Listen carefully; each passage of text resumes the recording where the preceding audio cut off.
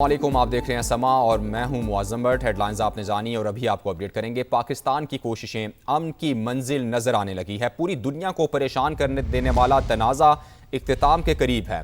Iran और अमरीका के दरमियान अमन मुआहदे पर इत्तेफाक हो चुका।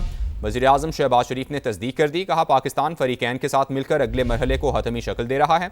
अमन आज जितना करीब है इससे पहले कभी नहीं था।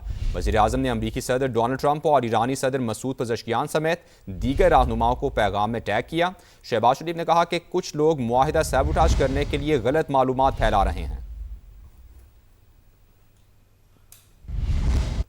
खित्ते में अमन का क़याम करीब। अमरीकी सदर ने ईरानी वज़ीर ख़ारजा अब्बास अराग़ची की सोशल मीडिया पोस्ट को शेयर कर दिया। अमरीकी मीडिया से गुफ्तगू में ट्रंप ने उम्मीद का इजहार किया कि ईरान के साथ मुआहदे पर वीकेंड या पीर तक दस्तखत हो सकते हैं। सीनियर अमरीकी ओहदेदार के मुताबिक मुआहदे में ईरान की अफजूदा यूरेनियम तबाह करने और मुल्क से निकालने पर इत्तेफाक हो चुका है। ईरान के सुप्रीम लीडर मुज़ाकरात की सूरत हाल से मुतमईन हैं। मुआहदे पर दस्तखत होते ही ईरान को फौरी तौर पर कोई फ़ायदा नहीं मिलेगा। तेहरान ने मुआहदे की पासदारी की तो मुआशी फ़वाइद मिलेंगे। अमरीका और ईरान ने ऐसा तरीक़ाकार तरतीब दिया है जो फरीकैन के दरमियान एतमाद बढ़ाए और मुआहदे को मुकम्मल करने में मदद दे। उबूरी मुआहिदा पहला मरहला है। अगर अमल दरामद न किया गया तो जौहरी मुज़ाकरात नहीं होंगे। ईरान ने अमरीका पर वाज़े कर दिया। ईरानी वज़ीर ख़ारजा अब्बास अराग़ची का सरकारी टीवी को इंटरव्यू। कहा, लेबनान समेत तमाम महाज़ों पर जंग के खात्मे का ऐलान उबूरी डील के तहत किया जाएगा। अमरीकी नाकाबंदी का खात्मा और हॉर्मूज़ को दोबारा खोलना भी उबूरी मुआहिदे का हिस्सा है। जौहरी मसाइल पर बाद के मराहिल में बात की जाएगी, लेकिन उसका वाहिद हल अफजूदा यूरेनियम को कम अफजूदा बनाना ही है। ईरानी वज़ीर ख़ारजा ने कहा कि अगर मुज़ाकरात का आखिरी मरहला कामयाबी से मुकम्मल हुआ तो मुआहिदे पर दोनों फरीकैन वर्चुअली दस्तखत करेंगे, जिसके बाद इसका बाज़ाब्ता ऐलान कर दिया जाएगा। मुफाहमती याददाश्त पर दस्तखत के बाद 60 रोज़ में हतमी मुआहिदा हो सकता है। ताहम ऐसा ना हुआ तो इसकी मुद्दत में तोसी भी मुमकिन है। आबनाए हॉर्मूज़ का इंतज़ाम जंग से पहले के दौर में वापस नहीं आएगा। आबनाए हॉर्मूज़ पर खुद मुख्तारी ईरान और ओमान की है। मुफाहमत की याददाश्त पर अभी दस्तखत नहीं हुए, इसलिए शराइत या मतन में तब्दीलियां मुमकिन हैं। और हुकूमत का आवाम को पेट्रोलियम मसनूआत की कीमतों पर मामूली रिलीफ। पेट्रोल 4 रुपये फ़ी लीटर सस्ता कर दिया गया। हाई स्पीड डीजल की कीमत में 2 रुपये फ़ी लीटर कमी की गई है। पेट्रोलियम डिवीजन के नोटिफिकेशन के मुताबिक पेट्रोल की नई कीमत 373 रुपये 78 पैसे फ़ी लीटर मुकर्रर की गई है। हाई स्पीड डीजल 378 रुपये 78 पैसे फ़ी लीटर में दस्तियाब होगा। पेट्रोलियम मसनूआत की नई कीमतों का इतलाक आइंदा 7 रोज़ के लिए हो चुका। कराची की पहचान समझी जाने वाली तारीखी एम्प्रेस मार्केट की रौनक बहाल। तज़ीनो आराइश के बाद तारीखी बाजार को 4 चांद लग गए। शहरियार साजिद की रिपोर्ट देखिए।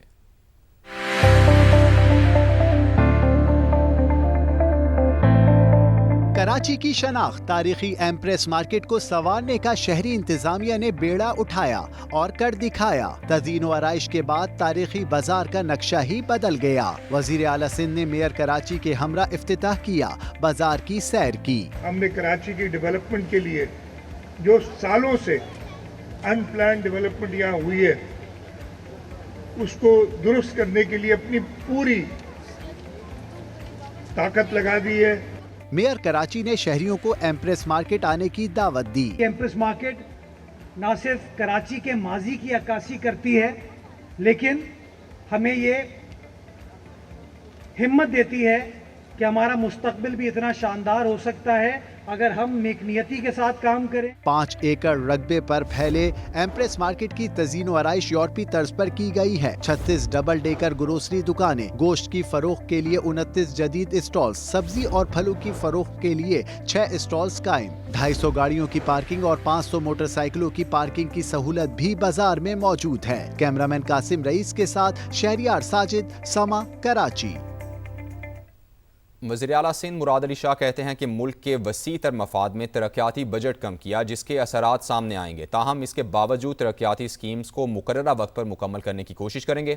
एक सवाल के जवाब में मुराद अली शाह बोले, मुझे हटाने से मुतालिक लोगों की ख्वाहिश पूरी नहीं होगी।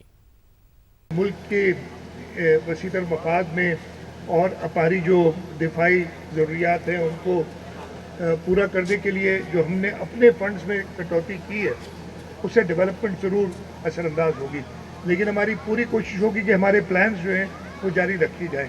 उसकी एक हम ये कर रहे हैं कि शायद इस साल जो अगले साल बजट आना है जो इंशाल्लाह मैं 16 या 17 तारीख को हम पेश करेंगे, उसमें शायद, मैं अभी फाइनलाइज नहीं हुआ, कोई नई तरक्याती स्कीम नहीं होगी, लेकिन हमारी जो ऑनगोइंग तरक्याती स्कीम्स हैं उन पे हम पैसे डाल के उनको कंप्लीट करेंगे। ये मेरी तब्दीली के जो बातें हैं ना, 10 साल हो गए आ रही हैं अगले भी आती रहेंगी जब तक है।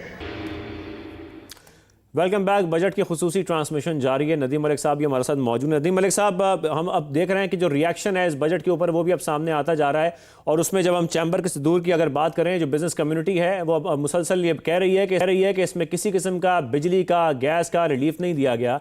जो मुतालबात हमने सामने रखे थे कॉस्ट ऑफ डूइंग बिजनेस के, वो भी प्रोडक्शन कॉस्ट के, वो भी कोई खास कम नहीं हुए। कुछ टैक्सेशन में रिलीफ हम देख रहे हैं कुछ जगहों पर, लेकिन फिर हम ओवरऑल अगर बात करें इस बजट की, रिलीफ कहीं कहीं दिया गया है, लेकिन कहीं पर मुकम्मल तौर पर इग्नोर कर दिया गया है उन सेक्टर्स को भी जो कि सबसे अहम सेक्टर है। अभी हम ब्रेक से पहले एग्रीकल्चर सेक्टर की बात कर रहे थे कि उसके लिए बात ही नहीं की गई है इस बजट के अंदर। तो ओवरऑल अगर हम देखें इस बजट में, तो जिन सेक्टर्स पर ध्यान देना चाहिए था या खास तौर पर तवज्जो देनी चाहिए एग्रीकल्चर पर, उस पर किसी किस्म की कोई तवज्जो नहीं दी गई। देखिए, मुझे तो lack of imagination tax measures में नजर आती है। मैं तो इस पे बड़ा क्लियर हूँ। उसका स्टार्ट तो सबसे पहले सैलरीड क्लास से होना चाहिए था, और खास तौर पर जो लोग 2 लाख तक की आमदन माहाना रखते हैं उनके ऊपर टैक्स मेयर्स में सब्सटेंशियल चेंज आनी चाहिए थी, उनके ऊपर बोझ कम करने के लिए। लाख रुपए वाले जो सैलरी महीना कमाते हैं वो 12 लाख की आमदन के ऊपर 6 लाख की इन्होंने बेसिक इनकम थ्रेशोल्ड रखी है। उसके बाकी की 6 लाख आमदन के ऊपर 1000 रुपया उनका टैक्स कटेगा, 6000 रुपया, 1000 रुपया हर लाख के ऊपर। उसके बाद जैसे ही आप 10 से 20 लाख वाले चले जाते हैं इनकम पे, तो इजाफी आमदन के ऊपर ये कुछ 12% या 14% टैक्स काट रहे हैं। तो बेसिकली इसके ऊपर बहुत ज्यादा चेंज आनी चाहिए थी, ताकि 2 लाख से नीचे आमदन वाले जो लोग हैं उन्हें कम से कम टैक्स के बोझ का सामना करना पड़े।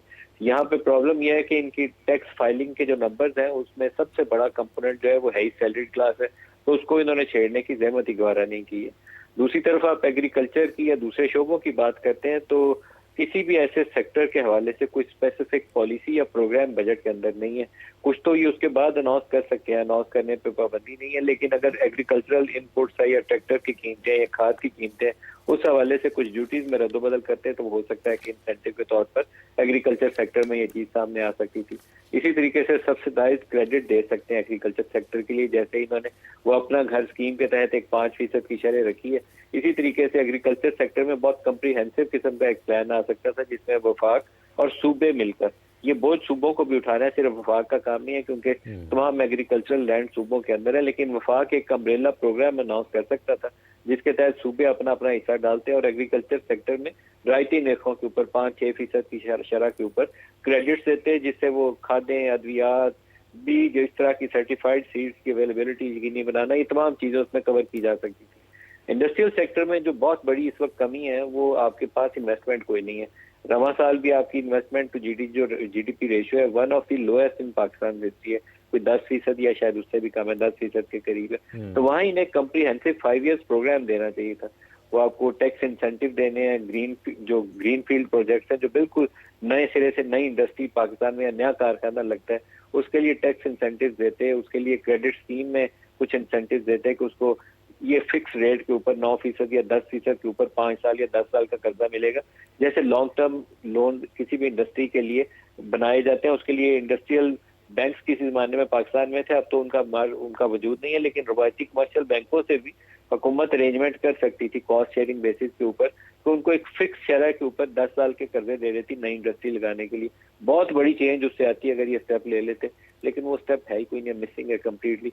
प्राइवेटाइजेशन का इन्होंने पैसा रखा हुआ है बजट में 160 अरब रुपए, अल्लाह करे कुछ चीजें इनकी प्राइवेटाइज होना शुरू हो जाए। खास तौर पर ये जाते उस तरफ है जो प्रॉफिटेबल इनके बिजनेसेस है उनको सेल करने के लिए इन्होंने कुछ चीजें रखी हुई है। एरिया इलेक्ट्रिसिटी कंपनीज बेचनी है तो वो वाली जो प्रॉफिट में, हालांकि स्टार्ट उसका उन एरिया से होना चाहिए जो 1000 अरब सालाना हमसे खा रहे हैं। वो जो पब्लिक सेक्टर कॉर्पोरेशन जिसका सरकारी खजाना बोझ उठाता है उसको प्राइवेटाइजेशन लिस्ट में प्राइवेटाइज करना चाहिए, सबसे पहले उसको प्राइवेटाइज कर देना चाहिए ताकि एटलीस्ट ये जो 1000 अरब रुपया सालाना हम भरते हैं इससे तो जान छूटे।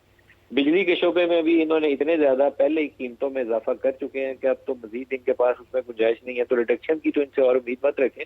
अभी जो हालिया तब्दीलियां बजट ये जो बिलों के अंदर आई हैं, इसके अंदर इन्होंने एक नया काम ये किया कि पहले तो सिर्फ बिजली की कीमत में इजाफा होता था, अब इन्होंने एक फिक्स टैक्स इंट्रोड्यूस करवा दिया। फिक्स्ड अमाउंट के साथ एक वो आता है फिक्स चार्ज, वो पहले फ्यूल सरचार्ज, ये टैक्स, वो 10-20 टैक्स पहले ही लगे हुए हैं। अब एक इन्होंने फिक्स चार्ज इंट्रोड्यूस करवा दिया जो 3-4 हज़ार रुपया हर बिल के अंदर लगा हुआ आता है, वो चाहे वो 100 यूनिट का यूजर है, चाहे वो 1000 यूनिट का यूजर है, सबके बिलों के अंदर उसका एक फिक्स अमाउंट चार्ज होना शुरू होगी। तो ये अच्छे इकदाम नहीं है, ये बेसिकली अफसोसनाक इकदाम है। ये इनकी नाकामी का इतराफ होता है कि हम इस सेक्टर को ठीक नहीं कर सके, तो ये अब चोर रास्ते ढूंढते हैं कि यहाँ से ऐसे करेंगे तो इतने बिल हैं, इतने कनेक्शन है, तो इतनी अमाउंट तो आ ही जाएगी अगर 3000 एक बिल से काटेंगे।